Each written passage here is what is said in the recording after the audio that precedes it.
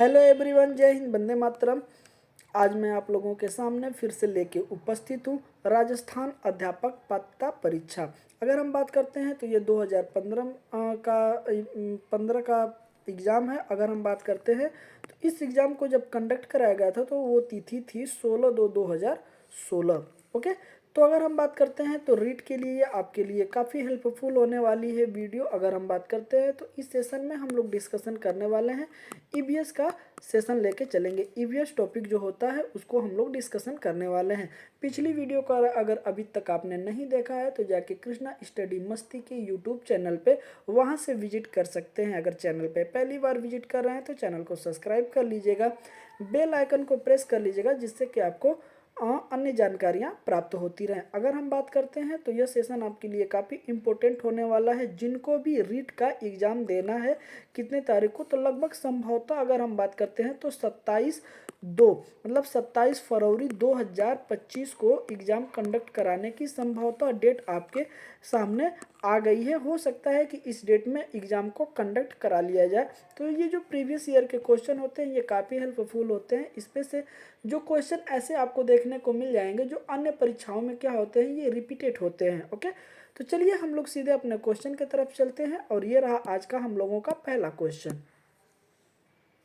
चलिए, तो ये रहा आज का हम लोगों का पहला क्वेश्चन और पहला क्वेश्चन है कि कौन सी प्रक्षेपीय सामग्री है। ओके, अगर हम बात करते हैं तो आपको बता देते हैं कि 15 क्वेश्चन जो है पिछली वीडियो में आपको देखने को मिल जाएंगे जो कि कंप्लीट हो चुके हैं और आज हम लोग 15 क्वेश्चन पे डिस्कशन करने वाले हैं। छोटे छोटे सेशन को लेके मैं चल रहा हूँ जिससे कि आपको भी कोई प्रॉब्लम ना हो और आपको देखने में भी क्या हो, आसानी से आप सेशन को कंप्लीट कर पाएँ। ओके, ज़्यादा अगर लंबा सेशन हो जाता है तो लेंदी हो जाता है। तो चलिए हम लोग स्टार्ट करते हैं और क्वेश्चन नंबर 136 बड़े ही ध्यान से देखिएगा कि कौन सी प्रक्षेपीय सामग्री है। अगर हम बात करते हैं तो ऑप्शन नंबर ए कह रहा है कि बुलेटिन बोर्ड, बी कह रहा है कि OHP, सी कह रहा है कि प्रतिमान और डी कह रहा है कि फ्लैशन बोर्ड। ओके, फ्लैशन बोर्ड। अगर हम बात करते हैं कि इसका राइट ऑप्शन क्या हो जाएगा तो इसका is the right option B हो जाएगा।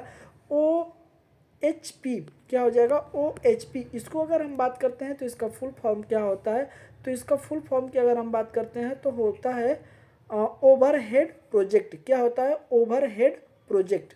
ओके, तो ये याद रखिएगा, इसका फुल फॉर्म है ओवरहेड प्रोजेक्ट। आइए चलते हैं अन्य तत्व पे। देखिएगा OHP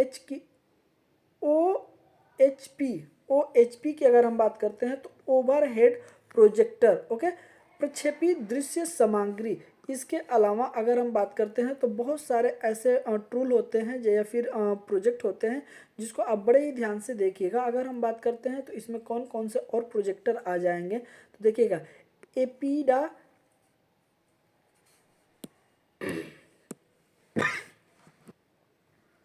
देखिएगा बड़े ही ध्यान से कि इसके अलावा और चीज़ें भी आपको देखने को मिल जाएंगी जिसमें है कि एपीडीआर स्कोप, उसके बाद है स्लाइड प्रोजेक्टर, उसके बाद है फिल्म स्ट्रिप प्रोजेक्टर आदि भी प्रक्षेपी दृश्य सामग्री है। जबकि बुलेटिन बोर्ड हो गया, प्रतिमान हो गया और उसके बाद फ्लैशन बोर्ड हो गया, ये प्रक्षेपीय सामग्री नहीं है।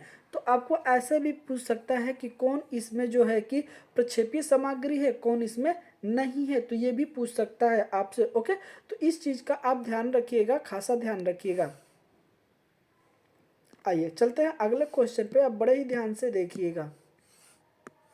क्वेश्चन नंबर 137 की अगर हम बात करते हैं तो अच्छे प्रश्न पत्र की क्या विशेषता है। हमें बताना है कि अच्छे प्रश्न पत्र की क्या विशेषता है। ऑप्शन नंबर ए कह रहा है कि वैधता, बी कह रहा है विश्वसनीयता, सी कह रहा है कि ए और बी दोनों और डी कह रहा है कि व्यापकता विस्तृत। ओके, तो अगर हम बात करते हैं कि इसका राइट ऑप्शन क्या हो जाएगा तो इसका is the right option C हो जाएगा। क्या हो जाएगा, C is the correct option हो जाएगा, जिसमें आपको अगर अच्छे प्रश्न पत्र जो होता है उसमें विश्वसनीयता बनी रहती है और वैधता बनी रहती है, जो कि दोनों ही क्या होते हैं, एक साथ होते हैं। तो उस ऐसे प्रश्न पत्र को क्या कहते हैं, अच्छा माना जाता है। ओके, आइए आगे चलते हैं, बड़े ही ध्यान से आप देखिएगा।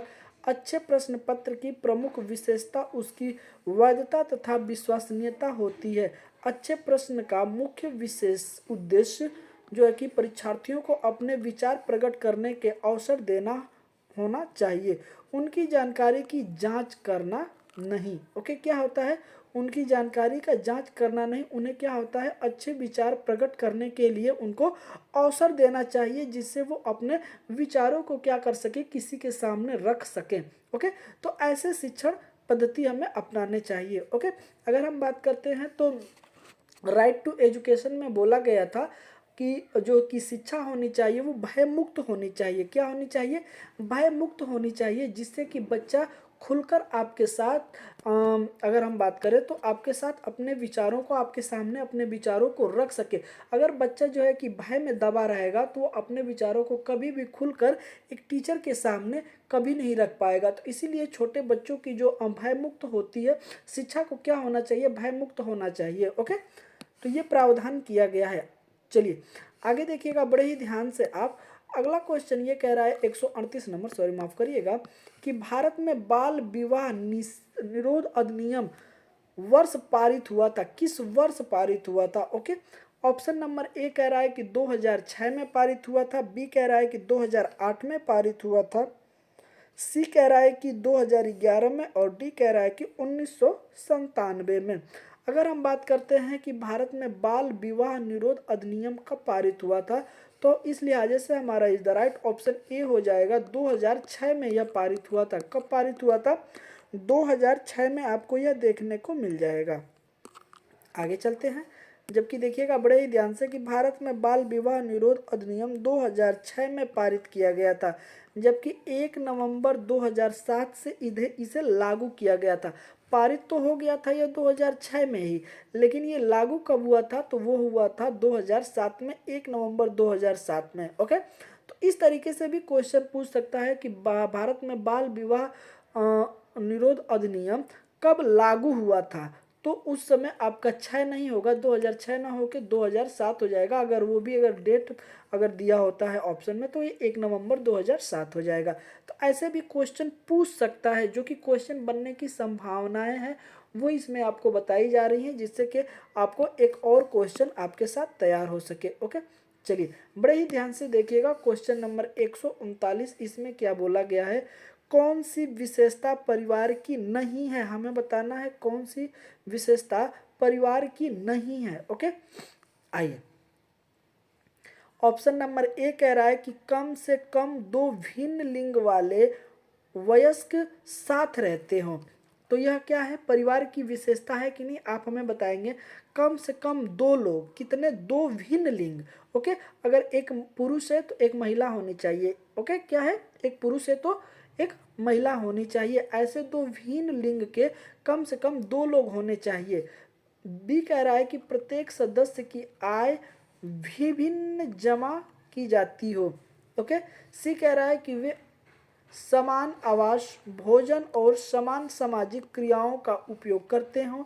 डी कह रहा है कि सुरक्षा एवं बच्चों का साझा उत्तरदायित्व है। अगर हम बात करते हैं कि इसमें कौन कौन सा है, तो इस लिहाजे से अगर हम बात करते हैं तो हमारा ए ऑप्शन बिल्कुल करेक्ट हो जाएगा कि अगर एक परिवार है तो परिवार की विशेषता होनी चाहिए कि कम से कम उसमें भिन्न लिंग के 2 लोग होने चाहिए, ये वरीयता होनी चाहिए।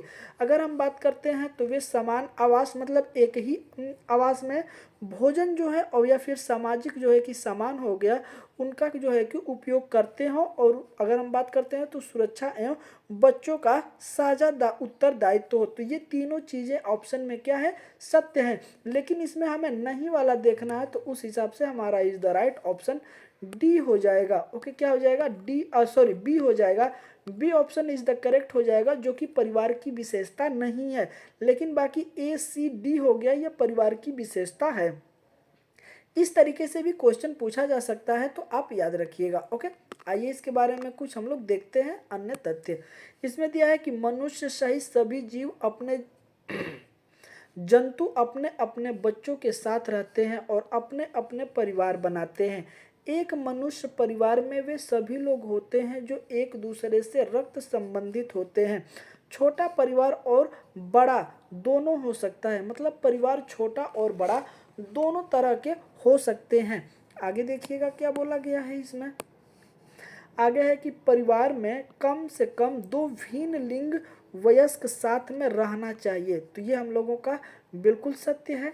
आगे बोला गया है कि इसके अलावा वे समान आवास, भोजन और समान सामाजिक क्रियाओं का उपयोग करते हो, तो ये भी अगर हम बात करते हैं तो ये भी हमारा क्या है, बिल्कुल ही सत्य हो। और उसके बाद बोला गया है कि सुरक्षा एवं बच्चों का साझा उत्तरदायित्व हो, तो ये ऑप्शन भी हमारा क्या होता है, सत्य होता है। तो इस वजह से जो है कि ये ऑप्शन आपको देखने को मिल जाएंगे। अगर ये ऑप्शन ए हो जाएगा जो दिया था, और यह ऑप्शन बी हो जाएगा, सॉरी सी हो जाएगा, और ये जो ऑप्शन है वो डी हो जाएगा। बी वाला जो है कि नहीं था इसमें, वही गलत था, तो वही हम लोगों का राइट ऑप्शन हो गया है। ओके, आइए अगले क्वेश्चन पे चलते हैं।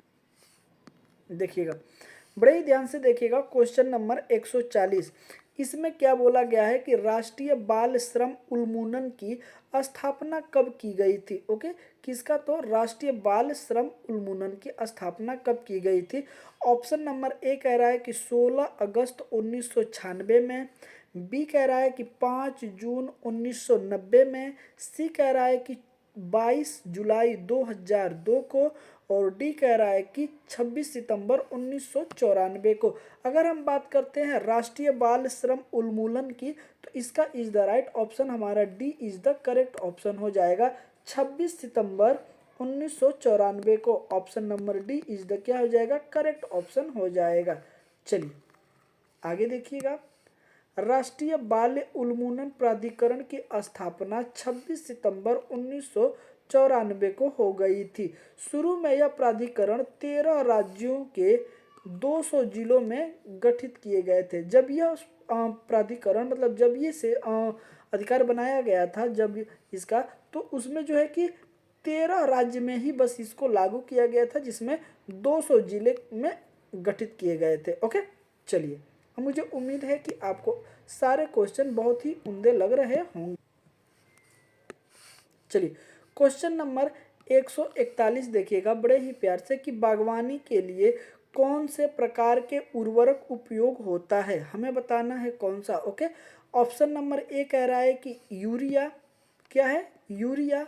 बी कह रहा है कि सोडियम फास्फेट, डी और सी कह रहा है कि DAP, और डी कह रहा है कि वर्मी कंपोस्ट। अगर हम बात करते हैं बागवानी के लिए, जो बागवानी प्रकार के जो होते हैं, खेती या फिर जो पौधे लगाए जाते हैं, उसमें जो उर्वरक होता है उसका प्रकार होता है vermi compost. Okay, vermi compost.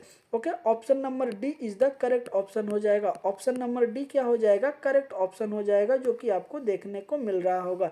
चलिए आगे देखिएगा, बागवानी कृषि के अंतर्गत विभिन्न प्रकार के फल, सब्जियां, कंदमूल, फसलें, फूल आदि को उगाया जाता है।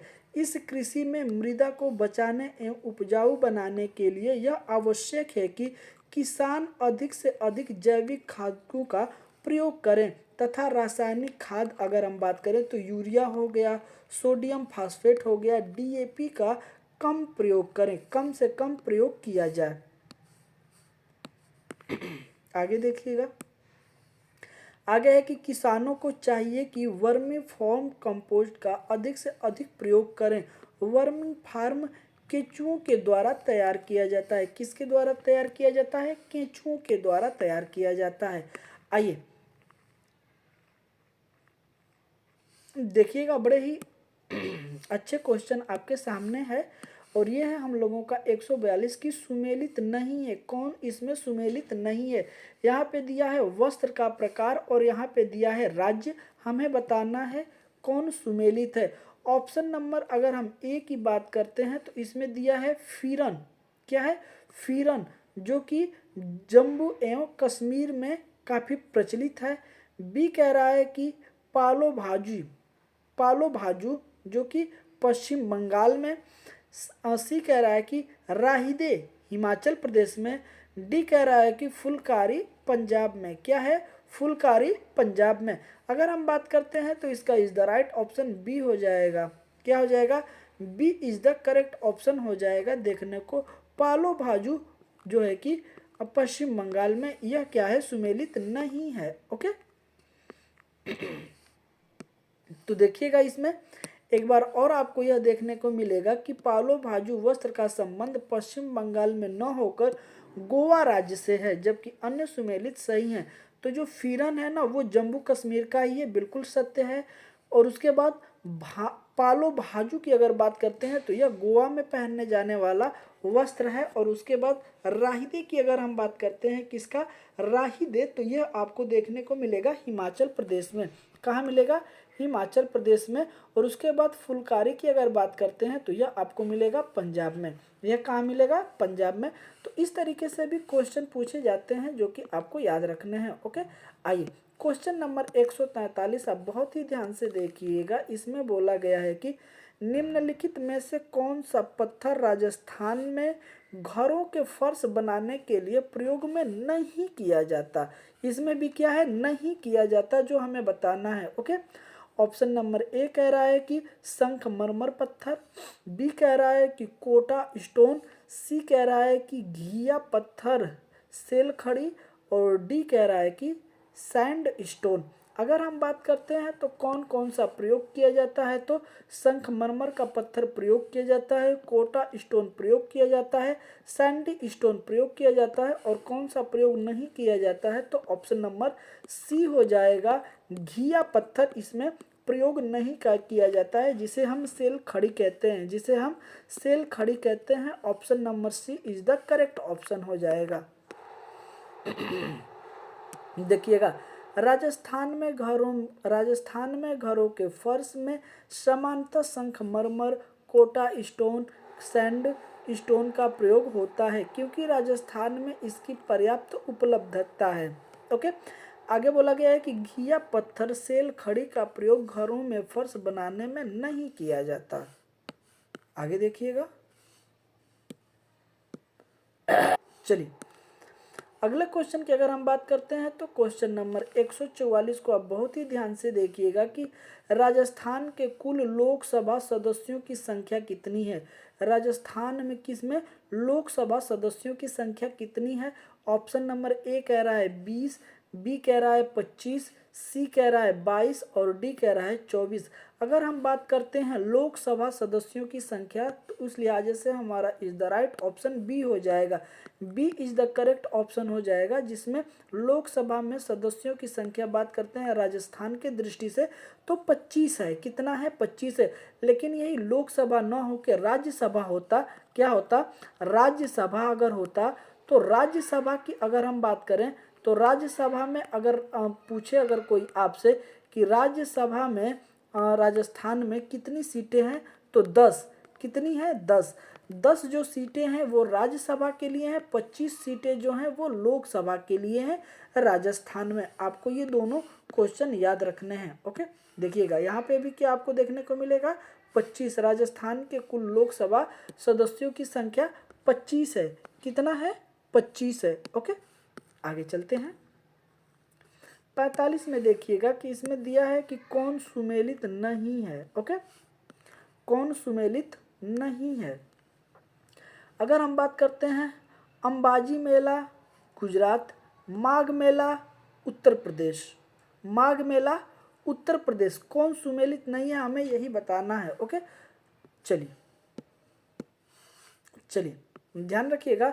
सी कह रहा है कि नैना देवी मेला असम और डी कह रहा है कि बाड़ेश्वर मेला राजस्थान। अगर हम बात करते हैं कि इसका राइट ऑप्शन क्या हो जाएगा तो इसका राइट ऑप्शन हो जाएगा सी।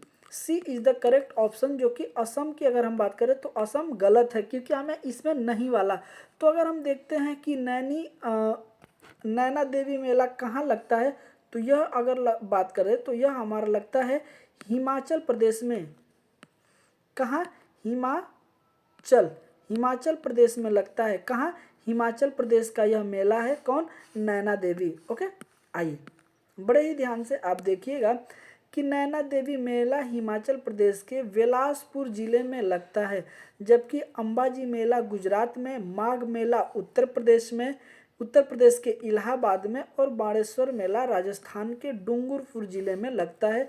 तो ये कभी कभी हो सकता है कि अन्य पूछ दे। अगर हम बात करें बाड़ेश्वर मेला राजस्थान का तो यह डूंगरपुर में लगता है। इसे आप बहुत ही तरीके से याद रखिएगा क्योंकि ये काफ़ी इम्पोर्टेंट हो जाता है जब भी हम कभी राजस्थान देने जाते हैं, क्योंकि ये राजस्थान का ही क्वेश्चन है। तो ये अन्य पेपरों में या फिर क्वेश्चन का प्राकृतिक बदल देगा, सिर्फ स्वरूप बदल देगा, लेकिन हो सकता है कि मेले के रूप में इसे ही पूछ दे, जो कि है। अगर इसी ऑप्शन में अगर आप देखेंगे तो इसमें से आपको ये भी पूछ सकता है कि राजस्थान में कौन मेला लगता है। यहाँ पे बस ये कर देगा कि यहाँ पे मिलान ना दे के अन्य मिलान कर देगा, तो मिलाने के लिए भी दे सकता है। ओके, तो बहुत तरीक़ों से ये हो सकता है, लेकिन आप इसे भी याद रखिएगा कि बाणेश्वर मेला जो है कि डूंगरपुर के राजस्थान में लगता है। अगर उत्तर प्रदेश की अगर बात करें, जो कि इलाहाबाद में माघ मेला लगता है, जिसे हम कुंभ कहते हैं। क्या कहते हैं? कुंभ कहते हैं। और ये प्रत्येक वर्ष की अगर हम बात करें तो प्रत्येक वर्ष 12 वर्ष पे जो कि महाकुंभ लगता है। क्या लगता है? महाकुंभ।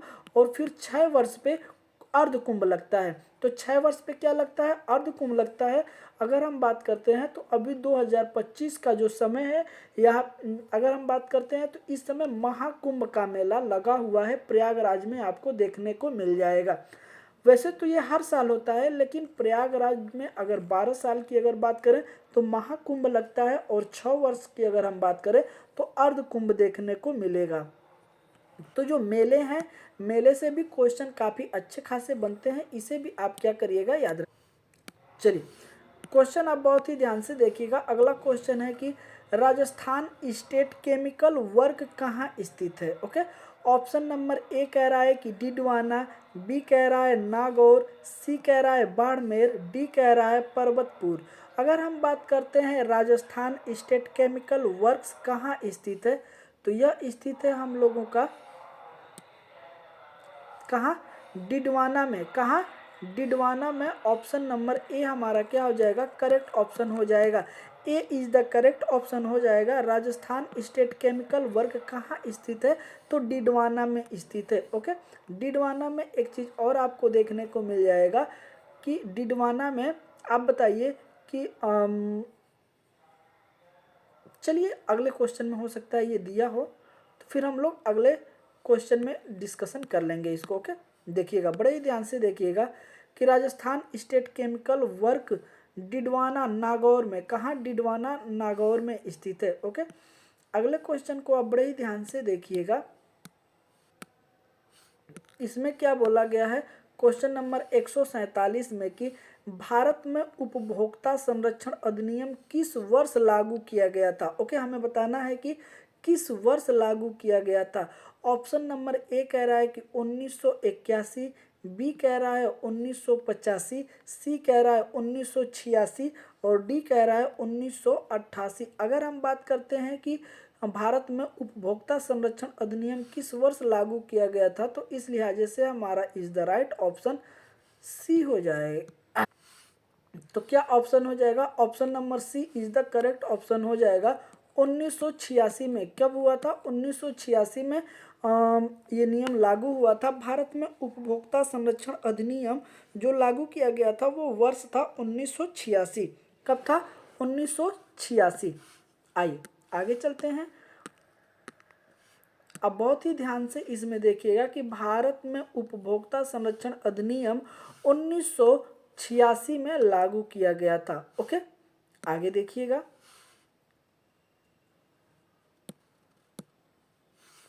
क्वेश्चन की अगर हम बात करते हैं 148, तो ध्यान से देखिएगा। मलेरिया रोग होता है, किसके कारण होता है हमें बताना है। ऑप्शन नंबर ए कह रहा है कि प्लाज्मोडियम फॉल्सीफेरम, बी कह रहा है कि एंटी अमीबा, सी कह रहा है कि रिक्टोवायरस और डी कह रहा है साल्मोनेला। अगर हम बात करते हैं कि मलेरिया रोग किस कारण होता है, तो यह होता है Plasmodium falciparum. Okay, option number A हमारा क्या हो जाएगा? करेक्ट ऑप्शन हो जाएगा। यहाँ पे आपको देखने को मिल रहा होगा Plasmodium falciparum. Okay, option number A क्या हो जाएगा? करेक्ट ऑप्शन हो जाएगा। आप इसे बहुत ही ध्यान से देखिएगा। मलेरिया एक वाहक जनित संक्रमित रोग है। यह रोग प्लाज्मोडियम फॉल्सीफेरम नामक प्रोटोजोआ परजीवी के कारण फैलता है। मलेरिया के परजीवी का वाहक मादा एनीफिलीज मच्छर होता है। क्या होता है? एनीफिलीज मच्छर होता है। इसके काटने पर मलेरिया के परजीवी लाल रक्त कोशिकाओं में प्रवेश के बहुगुणक होते हैं। क्या होते हैं? बहुगुणक होते हैं। आगे देखिएगा, इसमें रक्तहीनता एनीमिया के लक्षण उभरते हैं। इसके अलावा अवशिष्ट लक्षण जैसे बुखार, सर्दी, उबकाई और जुखाम जैसे लक्षण भी देखे जाते हैं। मलेरिया संक्रमण का इलाज कुनैन जैसे क्या है, कुनैन जैसे मलेरिया रोधी दवाओं से किया जाता है। ओके, आगे देखिएगा क्या बोला गया है। अगर हम बात करते हैं एंटी अमीबा की, तो वो है हिस्टोलिटिका से पेचिश होता है। क्या होता है? पेचिश होता है। रीटो वायरस की अगर हम बात करते हैं तो HIV वायरस होता है जिससे एड्स होता है। क्या होता है? एड्स होता है। साल्मोनेला की अगर बात करें तो टाइफी में टाइफाइड रोग होता है। क्या होता है? टाइफी में टाइफाइड रोग होता है। आइए अगले क्वेश्चन की तरफ चलते हैं। अगले क्वेश्चन को आप बड़े ही ध्यान से देखिएगा। क्वेश्चन नंबर अगर हम बात करते हैं 149। धीरे धीरे हम लोग इस सेशन को अंतिम स्वरूप की तरफ हम लोग बढ़ रहे हैं। अंतिम रूप देने की तरफ हम लोग धीरे धीरे चल रहे हैं। क्वेश्चन नंबर 149 की अगर बात करते हैं तो इसमें बोला गया है पश्चमाव उपकला प्राणियों के शरीर में कहाँ मिलते हैं। ओके, तो ऑप्शन नंबर ए कह रहा है कि अमाशय में, बी कह रहा है कि श्वसन नलिका में, सी कह रहा है आंत में, डी कह रहा है कि वायु कोश में। अगर हम बात करते हैं तो यह कहाँ मिलते हैं, तो option number B is the correct option हो जाएगा। श्वसन नलिका में। कहाँ? श्वसन नलिका में आपको देखने को यह मिल जाएगा। Option number B is the correct option हो जाएगा। ओके, चलिए आइए आगे चलते हैं। बड़े ही आप ध्यान से देखिएगा। पश्चमाभ उपकला प्राणियों के श्वसन नलिका के आंतरिक भाग में मिलते हैं। यह उपकला शरीर के लिए सुरक्षा कवच का कार्य करती है। किसका कार्य करती है? तो सुरक्षा कवच का कार्य करती है। आई देखिएगा, इस सेशन का यह लास्ट क्वेश्चन हो जाएगा जो कि आपको देखने को मिल रहा होगा, जो कि 150 नंबर है। ओके, है कि निम्नलिखित में से कौन सा सरल ऊतक नहीं है? हमें बताना है कि नहीं है। ओके, ऑप्शन नंबर ए कह रहा है कि जाइलम, बी कह रहा है पेरेन काइमा, सी कह रहा है कोनेल काइमा और डी कह रहा है कि स्क्लेनर काइमा। ओके, तो इसमें बताना है कि कौन नहीं है, तो उस हिसाब से हमारा हो जाएगा ऑप्शन नंबर ए जाइलम। क्या हो जाएगा? ऑप्शन नंबर ए जाइलम हो जाएगा, जो कि सरल ऊतक नहीं है। तो option number A correct option हो जाएगा। बाकी यह तीन आपको देखने को जो मिल रहे हैं, यह तीनों के तीनों हैं। ओके, चलिए आइए आगे चलते हैं और इसी के साथ हम लोग सेशन को यहाँ द एंड करेंगे। ओके, जाइलम पौधे में पाए जाने वाला एक जटिल ऊतक है। जाइलम पौधे की जड़ से जल को तथा खनिज लवण को पौधों के विभिन्न अंग तक क्या करता है? पहुंचाता है। ओके, इसे चालन ऊतक भी कहते हैं। क्या कहते हैं? चालन ऊतक भी कहते हैं। ओके, आगे देखिएगा। ये विभिन्न 4 प्रकार के तत्वों से बना होता है। वाहिनिकाएं, वाहिनिकाएं। ओके, उसके बाद है कि जाइलम जंतु, उसके बाद है जाइलम मृदु। ओके, तो ये चीज़ें आप याद रखिएगा कि इसमें क्या क्या बना होता है और इसका कार्य क्या होता है। अगर हम इसके कार्य की बात करते हैं तो जो जड़ होता है, जब वो खनिज और जल का अवशोषण करती है तो उसी को जो जाइलम होता है वहाँ से अवशोषित करके और पौधे के अन्य भाग में पहुँचाना इसका कार्य होता है। ओके, तो सेशन आपको कैसा लगा जरूर आप हमें कमेंट करके बताएं और कितने क्वेश्चन आप इसमें सही किए हैं आप ये भी हमें कमेंट करके बताएं। ओके, और मिलते हैं आपसे अगले सेशन में। तब तक के लिए जय हिंद, वंदे मातरम। अपना ख्याल रखिएगा।